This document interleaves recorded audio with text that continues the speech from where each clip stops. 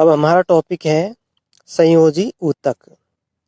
तो संयोजी ऊतक प्राणी के शरीर में बहुतायत एवं विस्तृत रूप में फैला हुआ होता है। संयोजी ऊतक नाम क्यों पड़ा? यह शरीर के अन्य ऊतकों एवं अंगों को एक दूसरे से जोड़ने तथा आलंबन के आधार पर दिया गया है। यानी संयोजी ऊतक शरीर के अन्य ऊतकों एवं अंगों को एक दूसरे से जोड़ता है तथा उन्हें आलंबन प्रदान करता है। इस आधार पर इस ऊतक का नाम संयोजी ऊतक दिया गया है। संयोजी ऊतक कोमल से लेकर के विशेष प्रकार के होते हैं। कोमल भी होते हैं, साथ में विशेष प्रकार भी होते हैं। इसमें शामिल किया गया है उपास्थि, अस्थि, बसीय ऊतक और रक्त। इन चार को शामिल किया गया है।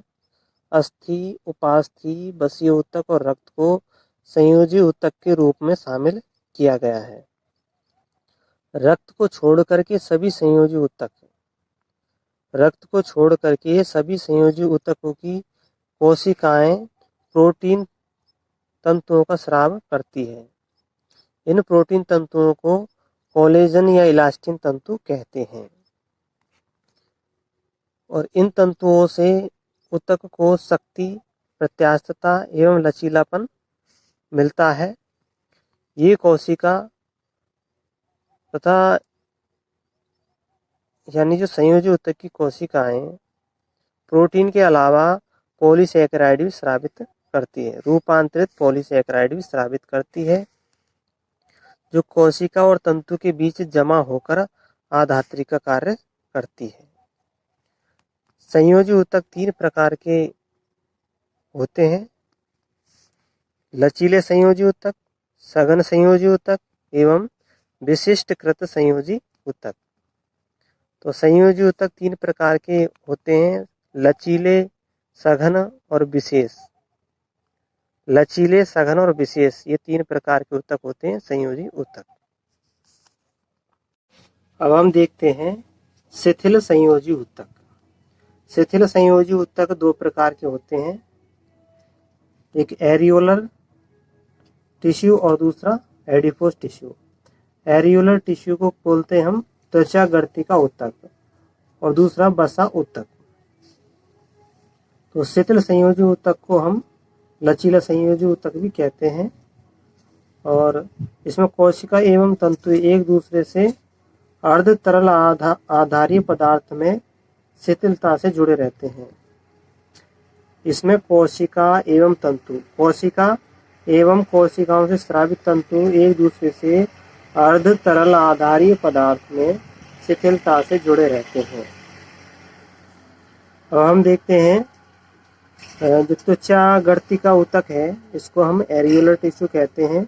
यह त्वचा के नीचे पाया जाता है और उपकला ऊतक के लिए आधारीय ढांचे का काम करता है। इस संयोजी ऊतक में प्राय तंतुकोरक, इसमें क्या तीन कोशिकाएं पाई जाती है एरियोलर टिश्यू में: तंतुकोरक, महावक्षाणुक और मास्ट कोशिकाएं। तंतुकोरक उन कोशिकाओं कहते हैं जो तंतुओं को जन्म देती है, यानी कोलेजन तंतुओं को जन्म देने वाली कोशिकाओं को तंतुकोरक कहते हैं। अब देखते हैं हम शिथिल ऊतक का दूसरा प्रकार है वसा ऊतक। वसा ऊतक भी त्वचा के नीचे पाया जाता है और इस ऊतक की कोशिकाएं वसा का संग्रहण करती है।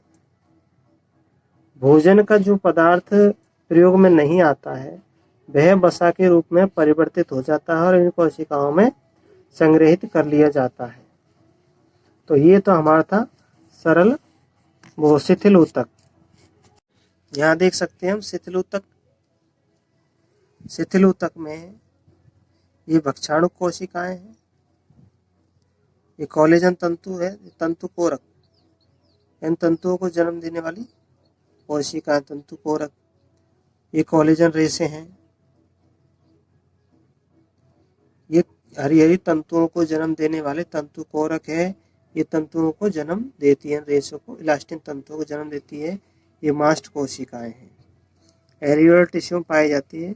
और ये एडिपोज टिश्यू है।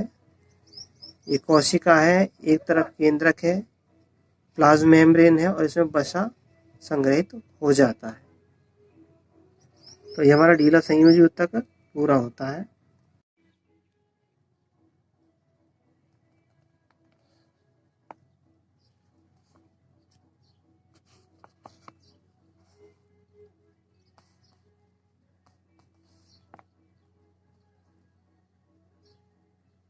अब हम देखते हैं संयोजी ऊतक का दूसरा प्रकार है सघन संयोजी ऊतक।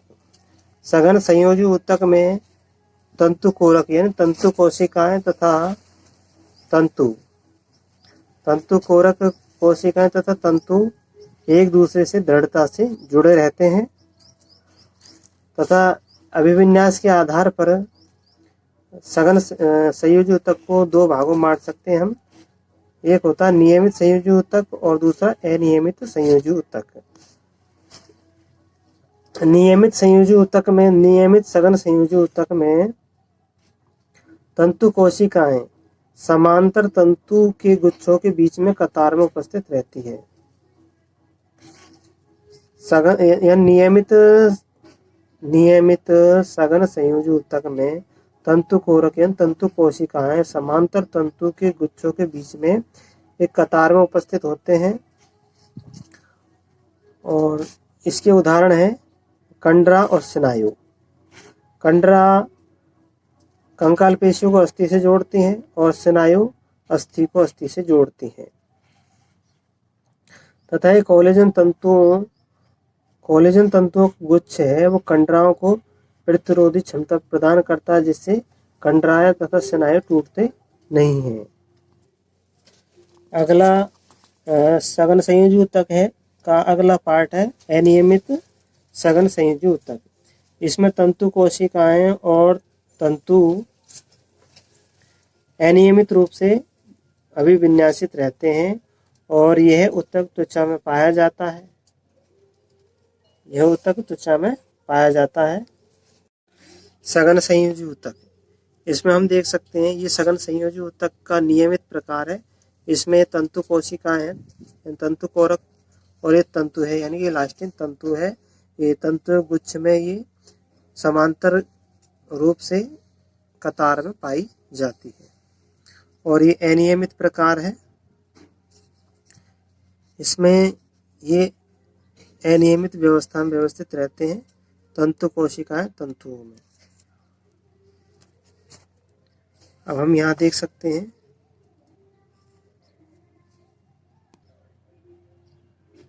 अब हम तीसरे प्रकार का संयोजी ऊतक देखते हैं जो विशिष्ट प्रकार का है। विशिष्ट प्रकार का संयोजी ऊतक, तो इसमें आते हैं अस्थि, उपास्थि, अस्थि और रक्त आते हैं। ये तीनों को विशेष प्रकार के संयोजी ऊतक में शामिल किया गया है। अब हम देखते हैं उपास्थि। उपास्थि का अंतराकोशिक पदार्थ ठोस, विशिष्ट आनम्य एवं संपीड़न रोधी होता है। इस ऊतक को बनाने वाली कोशिकाएं स्वयं के द्वारा स्रावित अधात्री में छोटी छोटी गुहिकाओं में बंद हो जाती है। कशेरु की भ्रूण में विद्यमान अधिकांश उपास्थियां वयस्क अवस्था में अस्थि द्वारा प्रतिस्थापित हो जाती है। वयस्क में कुछ उपास्थि पाई जाती है जो जैसे नाक की नोक पर, बाह्य कर्ण में, संधियों में, मेरुदंड के आसपास की अस्थियों में, मेरुदंड के आसपास की अस्थियों के मध्य में और पैर और हाथ में पाई जाती है। हमें उपास्थि का इमेज देखें। ये उपास्थि है। ये उपास्थि कोशिकाएं हैं। कोशिकाओं द्वारा स्रावित अधात्री में ही ये एक गुहा में बंद हो जाती है। कोलेजन रेशे हैं ये इनके द्वारा स्रावित होती है। अब अगला है अस्थि। अस्थि खनिज युक्त ठोस संयोजी ऊतक है। अस्थि क्या है? इसमें खनिज पाया जाता है। कोलेजन तंतुओं के साथ साथ में खनिज भी पाया जाता है।